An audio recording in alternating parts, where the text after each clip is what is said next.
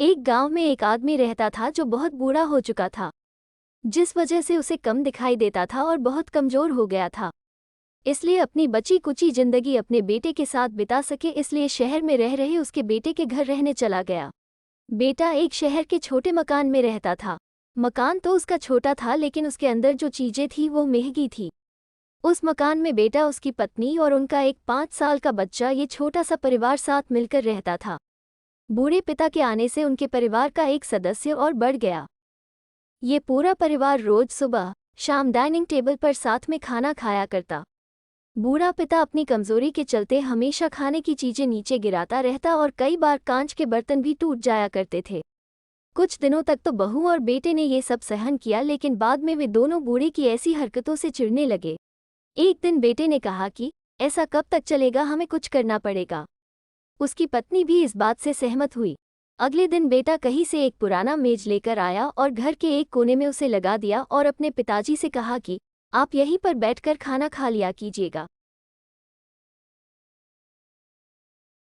उन्होंने एक लकड़ी का बर्तन भी बनवाया जिसमें वे अपने बूढ़े बाप को खाना देने लगे।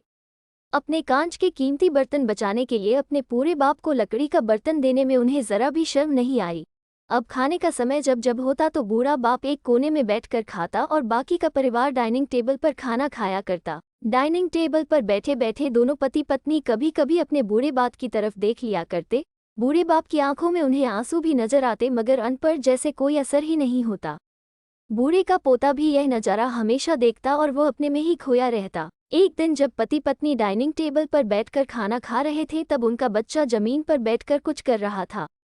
उन दोनों ने बच्चे के हाथ में लकड़ी का टुकड़ा देखा, लेकिन उन्हें कुछ समझ में नहीं आया कि बच्चा लकड़ी के टुकड़े के साथ क्या कर रहा है। जब बच्चे के पिता ने उसे पूछा कि बेटा आओ खाना खा लो, तुम नीचे बैठकर क्या कर रहे हो, तब बच्चे ने भोलेपन से कहा, अरे मम्मी पापा, मैं आप दोनों के लिए लकड़ी का बर्तन बना रहा हूँ ताकि आप लोगों को जब आप बुरे हो जाओ तो दिन में खाना दे सकूँ। अपने नादान बेटे द्वारा दी गई यह सहज बात दोनों के दिल में तीर की तरह उतर गई।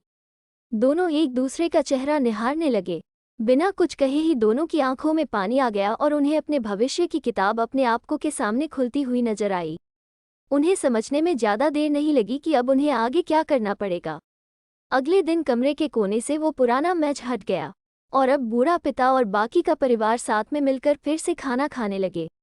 बूढ़े की कमजोरी की वजह से हो रही गलतियां भी अब किसी को नहीं चिढ़ाती थी। दोस्तों, ये कहानी हमें बताती है, हर वो पत्ता जो आज हरा है वो कल सूखेगा और डाली से नीचे भी गिरेगा। इसलिए हमें अपने बड़े बूढ़ों का हमेशा ख्याल रखना चाहिए और हमें हमारे माता पिता और बुजुर्गों के साथ वैसा ही व्यवहार करना चाहिए जैसा हम चाहते हैं कि हमारे बूढ़े होने के बाद हमारे बच्चे हमारे साथ करें।